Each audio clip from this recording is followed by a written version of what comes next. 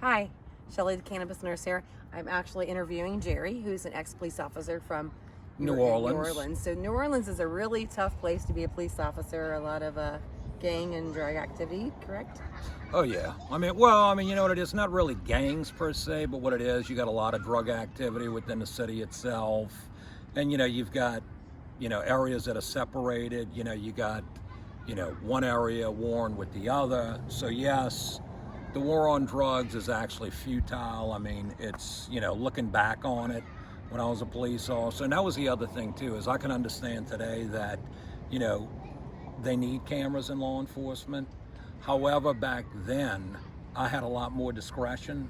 So, instead of wasting 2 or 3 hours and ruining somebody's life, I'd take cannabis and, throw it down the sewer drain and get rid of it. Because And then, once you started realizing cannabis wasn't really your problem, correct? I mean, obviously, the people that you were dealing with, your cannabis patients weren't attacking you and out of control, and you have to tase and tie them to the bed, and you weren't having that problem. So you probably were, like you said, you could kind of look the other way a little bit because, sure. it totally ruins their lives. Well, alcoholism, Yeah. and unfortunately, in the country as a whole, and this is where, cannabis needs to become normalized just like alcohol. And that's the problem. Is I'd say probably like 80% of the domestic calls that I would go on were usually involving alcohol, Yeah, so people don't realize that not only would it save the money state and we make money off the revenue of having cannabis, but we spend so much money and resources with the other drug issues that if we had cannabis, it already shows 25% decrease in opioids.